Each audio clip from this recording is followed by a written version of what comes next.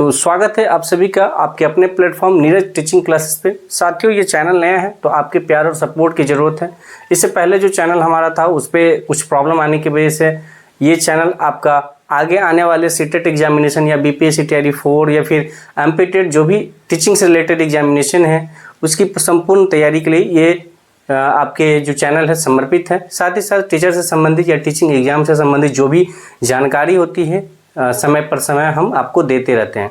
इस वीडियो में जो हम बात करने वाले हैं, जैसा कि एक वीडियो हमने डाला था उस पर भर भर के कमेंट आ रहे हैं आपके कि सर बताइए क्या फाइनल आंसर क्या आता है, क्या रिवाइज आंसर क्या आता है। अभी जो आंसर की आई हुई है आज उसका चैलेंज करने का आखिरी डेट है, तो चैलेंज करना चाहिए ना चाहिए, किसे करना चाहिए चैलेंज करने में मतलब किस तरीके से चैलेंज करना है ना। चैलेंज करने से किसको जो है बेनिफिट होने वाला है, या फिर सर किस शिफ्ट के जो नंबर है वो बढ़ने के चांसेस है, कितने नंबर वाले को जो है वेट करना चाहिए इंतजार रिजल्ट का, और कितने वाले को जो है आपको अगले सीटेट के एग्जामिनेशन के प्रिपरेशन में लग जाना चाहिए। इन सारी बातों को हम बहुत ही डिटेल से और बहुत ही प्रूफ के तौर पे मैं आपको बताने वाला हूँ। रिजल्ट की डेट कब तक आने की संभावना है उस पर भी हम बात करेंगे। तो प्लीज़ इस चैनल को सब्सक्राइब कर लीजिएगा यदि आप आगे तैयारी करना चाहते हैं, या आप इस बार सीटेट पास हो गए हैं तो आप कमेंट में जरूर बताइएगा कि आपकी कितने नंबर बन रहे हैं। आप अपने साथियों के पास इस चैनल को शेयर कर सकते हैं। वीडियो अच्छी लगे तो लाइक कर दीजिएगा और चैनल को सब्सक्राइब कर लीजिएगा, क्योंकि आपके प्यार और सपोर्ट के बिना जो है ये चैनल आगे नहीं बढ़ेगा। और मैं समय पर समय निकाल के आप लोगों के लिए ऑथेंटिक चीज़ें लाने का प्रयास करता हूँ। आने वाले समय में सीटेट की संपूर्ण प्रिपरेशन और बीपीएससी तैयारी 4 का, चूँकि हमने सीटेट को 3 बार क्वालिफाई किया है लगातार, है ना, तो उसकी स्ट्रैटेजी हमें पता होती है। तो चलिए बिना किसी तरीके हम वीडियो को शुरू करते हैं। जैसा कि आपको पता है फाइनल आंसर की, बहुत लोगों को लग रहा है कि अभी जो आंसर की आया है ना, उसके बाद तो अभी जो आंसर किया है उसमें आपको 12 से लेके 15 तक, है ना, 15 आज तारीख है और आज रात के 11:59 तक आप जो है चैलेंज कर सकते हैं। यानी चैलेंज करने का आज आखिरी दिन है। सबसे पहले हम बात कर लेते हैं कि चैलेंज करना किसको चाहिए। इसी क्वेश्चन को हम ले लेते हैं कि चैलेंज सर किसको करना चाहिए। तो देखिए, मेरा मानना है कि सीबीएसई बहुत ज़्यादा हेरफेर नहीं करती है। आप और चैलेंज करने का जो प्रक्रिया है वो भी काफ़ी लेंदी होता है। आपको एज अ प्रूफ देना पड़ेगा कि आप किस बेसिस पे इस क्वेश्चन को चैलेंज कर रहे हैं और सीबीएसई के आंसर को गलत ठहरा रहे हैं। तो चैलेंज मेरे हिसाब से किसी को भी चैलेंज नहीं करना चाहिए। उसके पीछे का कारण, सबसे बड़ा कारण कि एक क्वेश्चन का आपको 1000 रुपया देना पड़ेगा, है ना। और ये रुपया अगर मान लीजिए आपका आंसर सही भी हो गया या गलत भी हो गया, ये रुपया रिफंडेबल नहीं होता है। यानी एक क्वेश्चन को आपको सही करना तो 1000 रुपया आपको देना पड़ेगा। दूसरी बात, इसकी कोई गारंटी नहीं है कि 1000 जो रुपया पर आप चैलेंज किए हैं उसका आंसर वो सीबीएसई माने, क्योंकि सीबीएसई बहुत ढीठ है और वो अधिकतर अपने ही चीज़ को मानता है। मतलब बहुत कम केस में देखा गया है। और बाकी दूसरी बात, अगर आपको लगता है कि कुछ क्वेश्चंस गलत हैं तो आपसे ज़्यादा बेहतर आपके शिक्षक जो आपको पढ़ाए हैं या बड़े बड़े इंस्टीट्यूट के जो शिक्षक हैं वो, उनको अगर लगता है कि ये क्वेश्चंस गलत है तो खुद वो जो है चैलेंज कर दे रहे हैं, जिसके वजह से आपको सारे लोगों को बोनस मिल जाएगा। तो मेरे हिसाब से किसी को भी चैलेंज करने की आवश्यकता नहीं है। जितने रुपये में आप चैलेंज करेंगे उतने रुपये में आप एक बार और फॉर्म भर के अच्छे नंबर से बढ़िया से आप पढ़ के पास कर सकते हैं, ठीक है। तो मेरे हिसाब से चैलेंज नहीं करें। और चैलेंज बिल्कुल उसको तो बिल्कुल भी नहीं करना चाहिए जिसके रिजल्ट और जो नंबर के बीच में गैपिंग 3-4-5 नंबर का है। क्योंकि सीबीएसई का रिकॉर्ड रहा है मैक्सिमम 1 से 2 नंबर ये बढ़ता है 20-30 के, इससे ज़्यादा जो है ये अपने आप को गलत नहीं ठहराता है। इसका मानना है कि हम जो देते हैं वो सही है। तो चैलेंज तो मेरे हिसाब से चैलेंज आपको नहीं करना चाहिए। आप वेट करिए, अपने शिक्षक पर विश्वास करिए, वो आपका कर देंगे, ठीक है। तो ये देख लीजिएगा 11:59 तक। दूसरी बात, फाइनल आंसर की नाम का कोई चीज़ होता है क्या सर? देखिए, अभी जो आंसर की दिया है ना, और इस चैलेंज के बाद जो आएगा वो डायरेक्ट रिजल्ट आता है। आप रिजल्ट को ही फाइनल आंसर की मान लीजिए या डायरेक्ट रिजल्ट समझ लीजिए, क्योंकि अब जो आपका आएगा वो डायरेक्ट आपका मतलब रिजल्ट सीट जारी होगा कि आपके कितने मार्क्स आ रहे हैं। तो आप उसको फाइनल आंसर की भी मान सकते हैं और डायरेक्ट रिजल्ट भी मान सकते हैं। तो अब जो है रिवाइज कोई आंसर की नहीं आने वाला है, डायरेक्ट आपका रिजल्ट आएगा। दूसरी बात कि सर रिजल्ट का क्या डेट होगा, तो आप वीडियो के अंत तक बने रहिए। रिजल्ट का डेट हम आपको आखिरी में बताएंगे और विद प्रूफ दिखाएंगे कि क्यों मैं बता रहा हूँ कि रिजल्ट इतने तारीख तक आएगा। किसका नंबर बढ़ने का चांस है सर?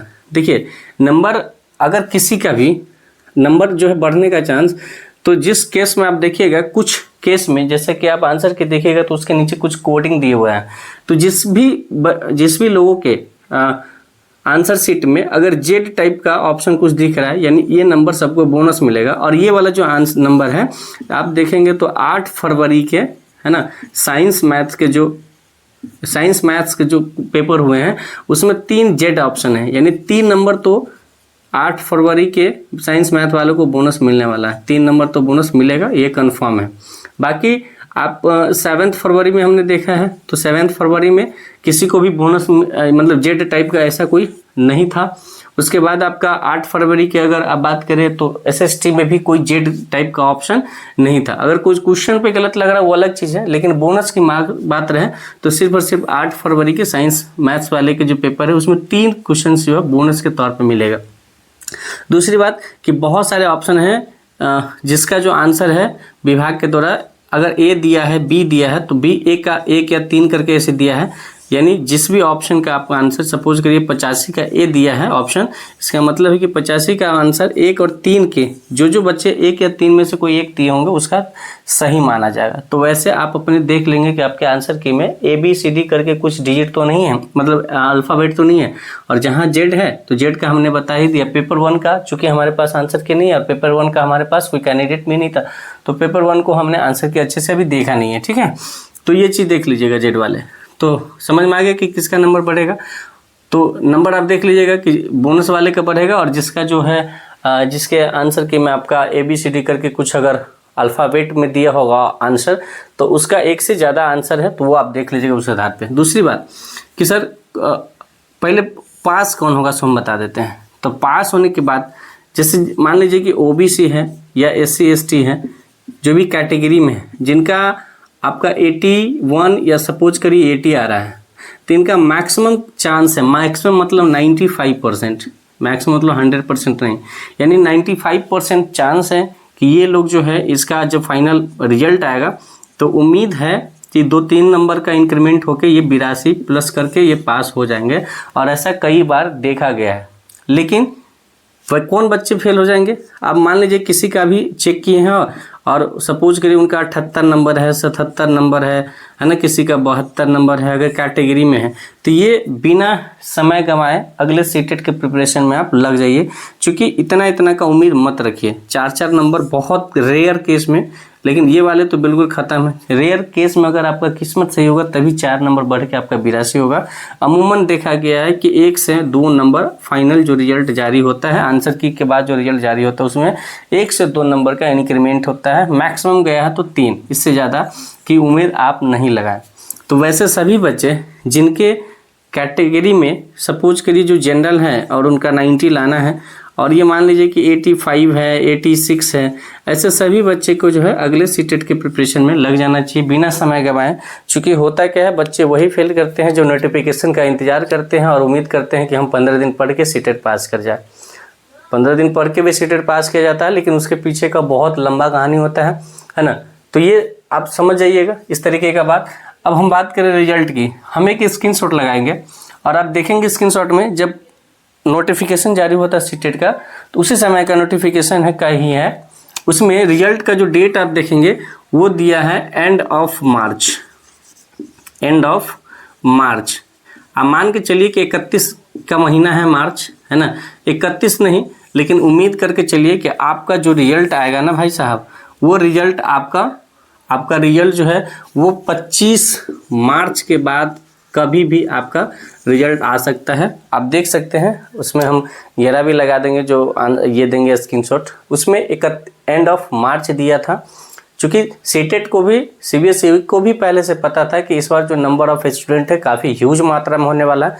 जैसा कि हम आपने देखा था 25 लाख प्लस फॉर्म गिरे थे और सभी लोगों ने तो उतने लोगों का रिजल्ट तैयार करने में टाइम लगता है। इसलिए चूँकि उससे पहले ही हाई कोर्ट का भी फैसला आया था कि जितने भी सरकारी टीचर है उसको भी टेट देना पड़ेगा। इस वजह से जो आपका कैंडिडेट ज़्यादा होने की वजह से जो है आपका टाइम जो है ऑटोमेटिक वो ज़्यादा लिए थे।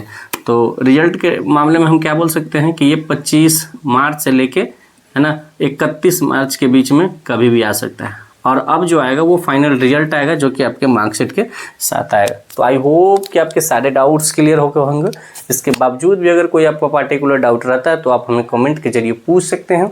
चैनल को जितना ज़्यादा से ज़्यादा हो सकता है आप प्यार दीजिए, सपोर्ट करिए और शेयर करिए आपके चाहने वालों के पास, क्योंकि अब जो आगे आने वाले समय में वो सीटेट की हम संपूर्ण A to Z जानकारी देने वाले हैं और सीटेट की जो प्रिपरेशन कैसे करनी है, किस तरीके से आप पहले अटेम्प्ट में पास करेंगे, तो उसको हम और साथ ही साथ सारे प्रीवियस क्वेश्चन और प्रिपरेशन आपको इस चैनल पे मिलेगी। तो मिलते हैं नए वीडियो में, तब तक के लिए आप स्वस्थ रहिए, मस्त रहिए और अपने पढ़ाई में व्यस्त रहिए। Thank you so much. जय हिंद।